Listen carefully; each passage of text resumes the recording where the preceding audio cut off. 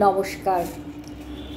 আজ আমি কবি নীরেন্দ্রনাথ চক্রবর্তীর লেখা কলকাতার যিশু এই কবিতাটা আবৃত্তি করছি।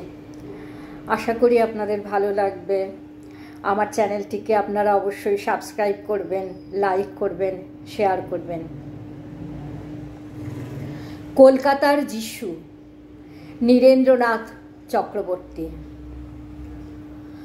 লাল বাতির নিষেধ ছিল না, তবুও ঝড়ের বেগে ধাবমান কলকাতা শহর অতর্কিতে থেমে গেল। ভয়ঙ্কর ভাবে টাল সামলে নিয়ে দাঁড়িয়ে রইল ট্যাক্সি ও প্রাইভেট টেম্পো, বাঘমার্কা ডাবল ডেকার। গেল গেল আর্তনাদে রাস্তার দুদিক থেকে যারা ছুটে এসেছিল।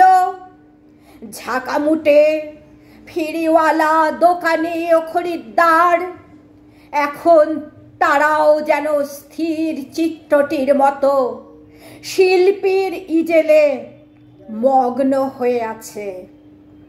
স্তব্ধ হয়ে দেখছে টালমাটাল পায় রাস্তার এক পার থেকে অন্য পারে হেঁটে চলে যায় সম্পূর্ণ উলঙ্গ একটি শিশু। খানিক আগেই বৃষ্টি হয়ে গেছে চৌরঙ্গি পাড়ায়। এখন রোদ্দুর ফের অতি দীর্ঘ বল্লমের মতো মেঘের হৃৎপিণ্ড ফুঁড়ে নেমে আসছে। মায়াবী আলোয় ভাসছে কলকাতা শহর। একবার আকাশ দেখি, একবার তোমাকে, ভিখারি মায়ের যিশু।